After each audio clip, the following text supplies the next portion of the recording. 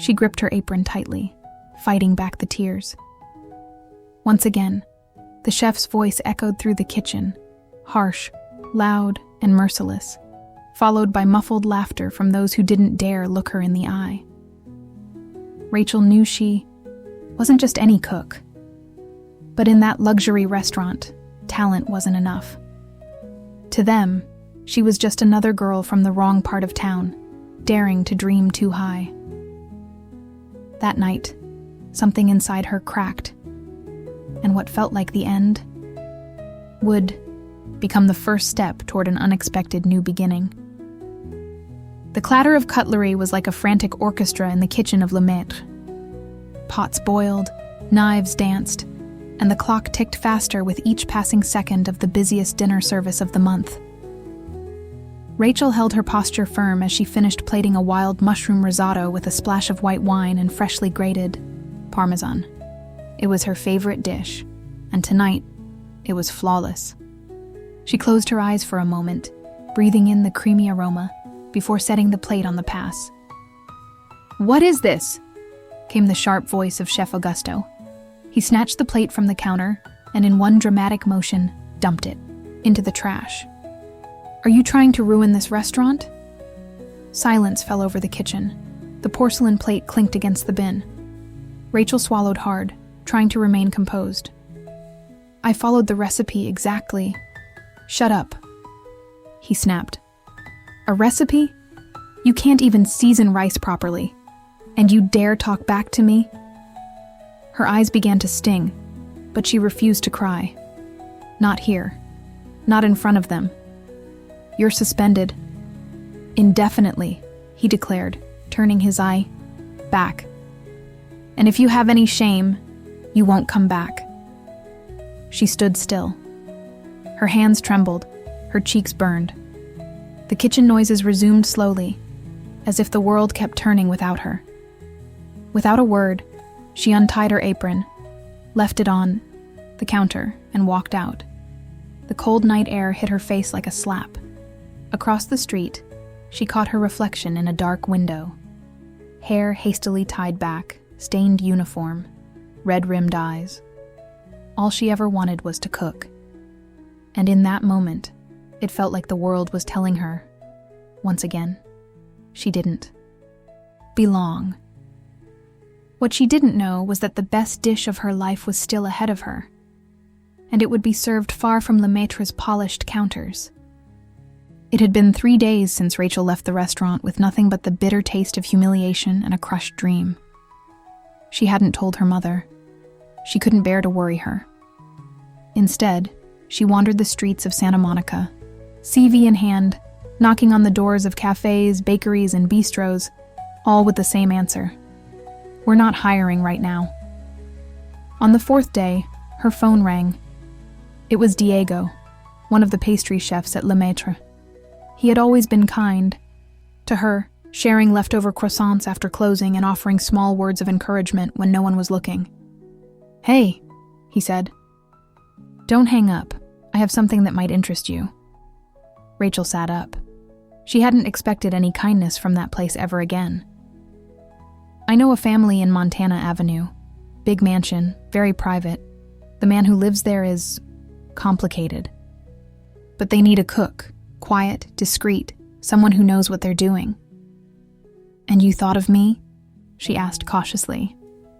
"Yes, because you're one of the best, and I don't want to see you give up." His voice cracked slightly. Rachel's throat tightened. By the end of the call, she had an address and an appointment for the next morning. When she arrived, the mansion stunned her. Tucked behind tall iron gates and surrounded by thick trees, the estate overlooked the city from above, its colonial facade casting long shadows in the golden light. It didn't feel like a home. It felt like a secret. A middle-aged woman named Teresa greeted her at the door, elegant, dry, and clearly the housekeeper in charge. "You'll cook lunch and dinner. No personal contact with Mr. Reed. He doesn't like interruptions," she explained in a tone that allowed no negotiation. "You'll be given the ingredients and space. He'll eat alone in his study." Rachel nodded, heart pounding. As she walked through the kitchen, something sparked inside her. The stove was state-of-the-art. The knives were sharp. The pantry, immaculate. It was like stepping into a sacred space where only taste and silence mattered. And maybe that's what she needed. A place to breathe, to create, to heal. Away from judgment and spotlight. Her first meal was simple. Grilled salmon with passion fruit sauce and roasted yams. She placed the dish on the tray, added a small card that read, "Lunch with care," and handed it to Teresa. Hours later, the tray returned empty. No comment, no note, but the plate had been wiped clean. And that was enough. Rachel quickly settled into her quiet routine in the mansion. Each day began before sunrise. She'd arrive through the side entrance, tie her hair up in a simple bun, slip into her faded apron, and step into the warm, silent kitchen. There, she found a rhythm that soothed her bruised soul. She prepared breakfast trays of freshly baked bread, fruit compotes, and steaming coffee, lunches full of colors and textures, dinners that whispered stories through spices. She never saw Alexander Reed, not once. He remained a shadow, a presence she felt only through the echo of his footsteps upstairs, or the occasional clink of silverware when a tray was being returned. Still, Rachel began adding small handwritten notes beneath the dishes. Butternut squash soup, creamy with a hint of nutmeg. This one reminds me of Sunday lunches with my mom. Try the vinaigrette slowly. It's stronger than it looks. They weren't personal, just observations, suggestions. But they made her feel closer to the person behind the locked doors. Days passed, and then, one afternoon, something unexpected happened. She had just finished cleaning the counters when Teresa returned the tray. Balanced on top was a note, just 2 words scribbled in tidy handwriting. "Thank you." Rachel stared at it for several seconds, not because it was elaborate, but because it was something. It was the first time her food had spoken back. From that day on, their invisible dialogue began. She sent flavors. He returned silence. Occasionally, a comment. Sometimes nothing. But she could feel something shifting, not just in him, but in her. Cooking, once a job, had become an expression again. And in the silence of that kitchen, Rachel started to remember who she was before the ridicule, before the kitchen of Lemaitre had nearly crushed her. She didn't need applause or compliments. All she needed was that plate to return empty. And sometimes, a thank you. She had no idea that upstairs, a man who never noticed anyone had started waiting for her next note. The mansion remained a fortress of routines and silence. Rachel had grown used to the rhythms of the house, and Alexander Reed had remained just a name, a presence upstairs, distant and silent, except for his short thank you notes and empty plates until one late afternoon. She had just finished preparing a dessert, a guava tart with a crisp almond crust, and was placing it carefully on the tray when she realized she had forgotten the rosemary-infused syrup. The bottle was still in the fridge. In a rush, she grabbed it and turned the corner into the main hallway, where servants rarely walked, just as he was coming down the stairs. Their eyes met. Rachel froze. Alexander stopped mid-step. He looked nothing like she'd imagined. His presence was commanding, tall and effortlessly elegant, with broad shoulders beneath a dark gray sweater. His olive-toned skin and short, wavy, dark brown hair gave him the air of a man born into power. His face was serious, strikingly so, with sharp eyes and a jawline made of stone. But what surprised her most was his expression. He didn't look annoyed. He looked stunned, like he hadn't expected her to be her. Rachel's cheeks flushed. She dropped her gaze immediately. "Sorry," she whispered, taking a step back. He said nothing. His arms remained crossed, his brow furrowed. He didn't move.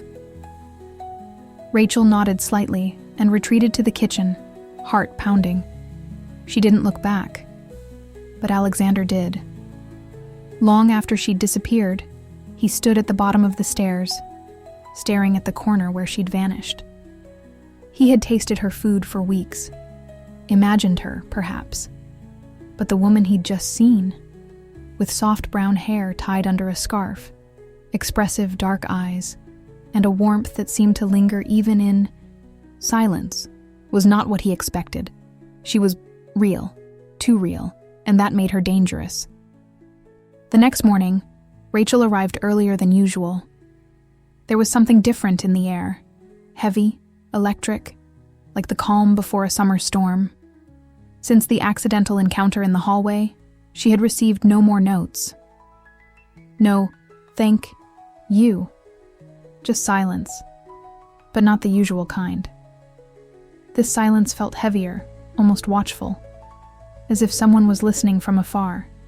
She brushed it off and began preparing lunch. Lamb with roasted vegetables, a mint yogurt sauce, and warm herb bread, as the aroma filled the kitchen. Thunder cracked in the sky. A tropical storm was rolling in. The kitchen windows rattled slightly, and outside, trees danced wildly under the wind. She had just begun plating when the door swung open. It wasn't Teresa. It was Alexander. Dripping wet from the rain, a coat. Slung over his arm, he stood in the doorway of the kitchen, something he had never done. Rachel turned slowly, shocked to see him there. He didn't speak immediately. His gaze swept over the kitchen, over her hands, the flour on her apron, the steam rising from the pot, the rosemary in a glass on the counter. His voice, when it came, was lower than she expected. "I didn't know we used rosemary in the bread." Rachel blinked. It wasn't a complaint. It was a comment. A question. She nodded. "Just a touch. It softens the salt." He stepped inside. I could smell it upstairs.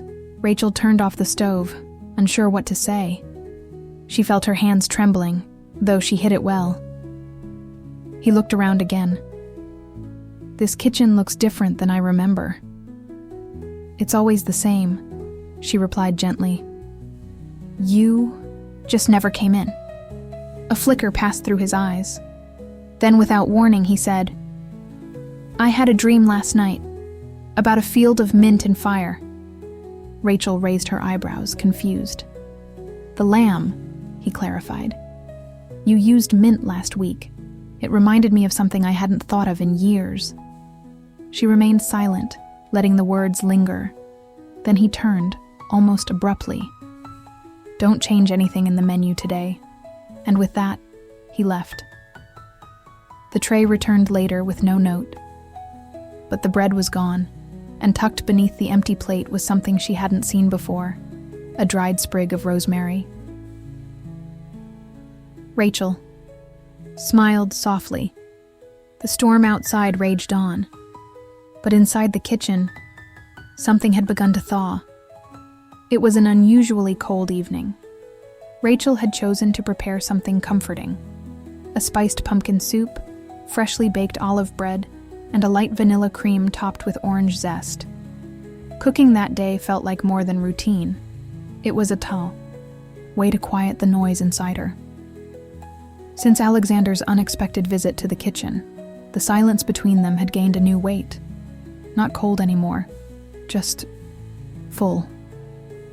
As always, she left a note by the plate. "The vanilla soothes the night, but the citrus keeps it awake." Around 9, the rain returned, thin, steady. Rachel was wiping the counter when she heard footsteps. Not from upstairs, from the hallway. She turned slowly. Alexander stood there. No coat, no umbrella, his sleeves rolled up. His hair slightly damp. A man who looked displaced in his own mansion. "You're still here," he said, not as a question, but a quiet observation. "I always stay until everything is in order," she replied. He stepped into the kitchen. His eyes looked different tonight, less calculated, more tired. "The dessert tasted like childhood," he murmured. Rachel smiled, surprised. "I'm glad you liked it." Silence. He leaned on the counter. "Do you know who I am?" "I know your name. Enough to know this place belongs to you." He nodded. Then, as if talking to himself, "I don't usually repeat stories or desserts." Rachel kept her tone light. "Maybe it's time for exceptions." Their eyes met. The soft kitchen light cast warm shadows on their faces. Outside, the world felt suspended. Alexander inhaled slowly. "Sometimes I hear you hum when you cook." Rachel lowered her gaze, a little embarrassed. "Old habit." He said nothing, but a faint smile ghosted his lips. Barely there. "Good night, Rachel," he said quietly. "Good night, Mr. Reed." And he walked away. But in that moment, Rachel felt something linger, as if a part of Alexander, the part he usually hid from the world, had stayed behind. In the warmth of the kitchen, in the scent of rosemary and vanilla, in the silent comfort of being seen, the call came unexpectedly. Teresa approached Rachel in the kitchen with a note in hand and a slightly amused smile.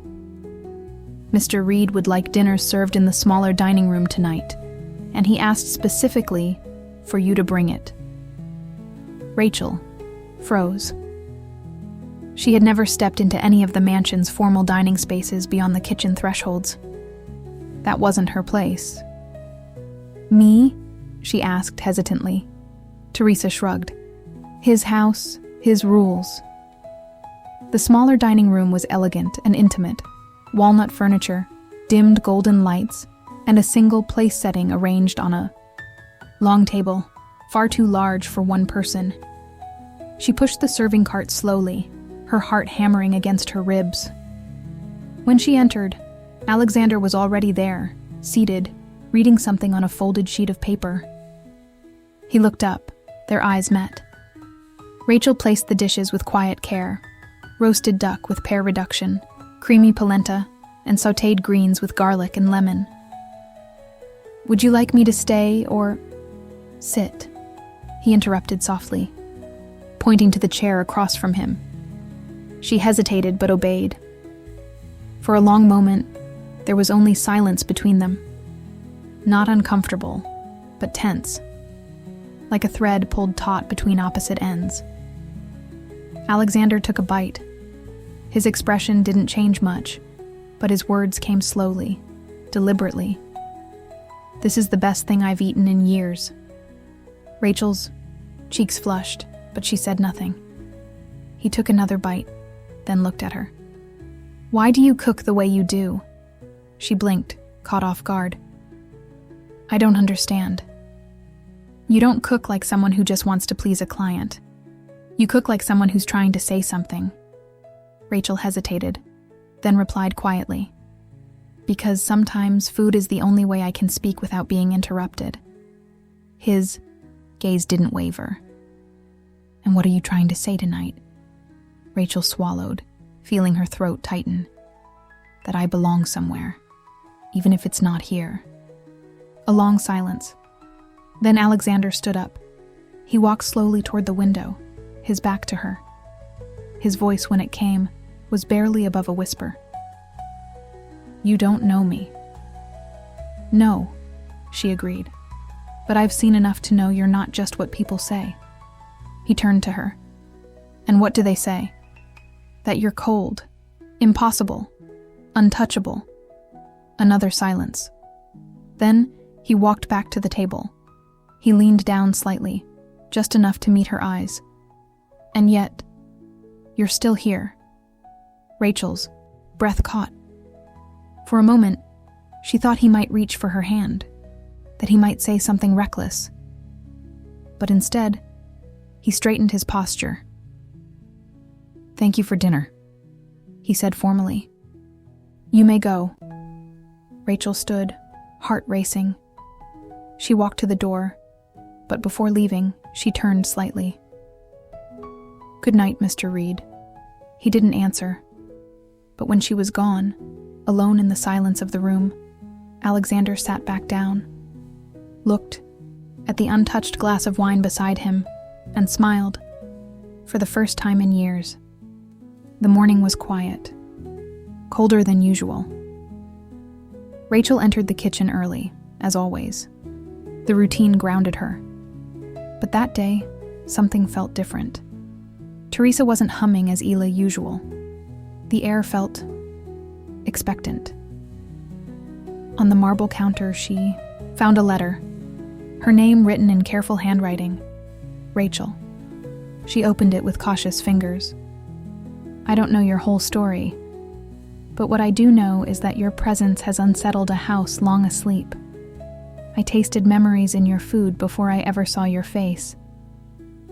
And when I saw your face, I realized I had never truly looked at anyone in years. You've reminded me of something I forgot I was still capable of. Feeling. But I don't know what to do with that feeling. Not yet. So I'm going away for a while. Not to escape, but to be fair to you. You don't deserve to wait in silence. You deserve light. Thank you for every plate, for every quiet note, for every unspoken word. Alexander." Rachel sat down. Tears welled up, but she didn't cry. Instead, she cooked. She prepared one last dish for the house. Not because it was required, but because it was her way of saying goodbye. A final message. Weeks passed. She returned to the little apartment above the bakery where she had started years ago. Word got around. People remembered her cooking. Soon, she had clients, orders, and investors knocking. By the end of the year, Rachel opened her own bistro. It wasn't grand, but it was hers. The name above the door read, Phoenix.